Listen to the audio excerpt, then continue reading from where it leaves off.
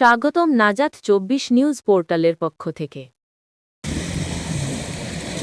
কক্সবাজার শুধু একটি সমুদ্র সৈকত নয়, এটি একটি অনুভূতি। ঢেউ যখন তটে আছড়ে পড়ে, বাতাস যখন লবণাক্ত গন্ধে মন ভরিয়ে দেয়, তখন পর্যটক বুঝতে পারেন এই সমুদ্র শুধু দেখা যায় না, অনুভবও করা যায়। আর এই অনুভূতিকে ধরে রাখার সবচেয়ে সহজ, সবচেয়ে শান্ত স্মৃতি একটি মুক্তার মালা। কক্সবাজারের বাজারগুলোতে হাঁটলেই দেখা যায় সারি সারি দোকান। টেবিলের ওপর ঝিকমিক করছে সাদা, গোলাপি, ধূসর নানা রঙের মুক্তার মালা। বিক্রেতারা হাসিমুখে ডাকে, ভাই, বোন, মুক্তা নেন, সমুদ্রের স্মৃতি রেখে যান। মনে হয় এই মালাগুলো যেন সমুদ্রের ঢেউ গুনে গুনে গেঁথে রাখা। অনেকেই বলে, কক্সবাজারে ঘুরতে এসে যদি মুক্তার মালা না নেন, তাহলে ভ্রমণটা যেন অসম্পূর্ণ থেকে যায়।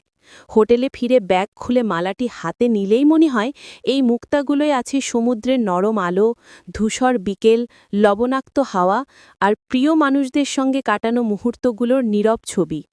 মুক্তার মালা শুধু গলার অলংকার নয়, এটি ভ্রমণের অলংকার। এটি মনে করিয়ে দেয় যে আমরা কোনো এক সময় দাঁড়িয়েছিলাম সোনালি বালুর ওপর, সামনে ছিল অসীম নীল জলরাশি আর হৃদয়ে ছিল এক টুকরো শান্তি। তাই কক্সবাজারে ভ্রমণে গেলে অনেকেই বলেন, ব্যাগে কাপড় কম থাকলেও চলবে, কিন্তু একটি মুক্তার মালা না থাকলে মনে হবে কিছু একটা যেন বাকি রয়ে গেল। সবচেয়ে সাধারণ অথচ সবচেয়ে সুন্দর প্রতীক হল একটি মুক্তার মালা।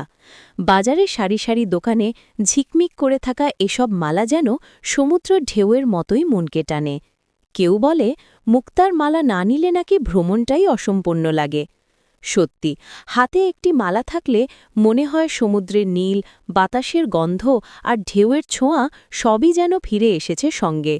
তাই কক্সবাজার থেকে ফেরার পথে মুক্তার মালা হয়ে ওঠে ভ্রমণের সবচেয়ে নরম, সবচেয়ে প্রিয় স্মৃতি।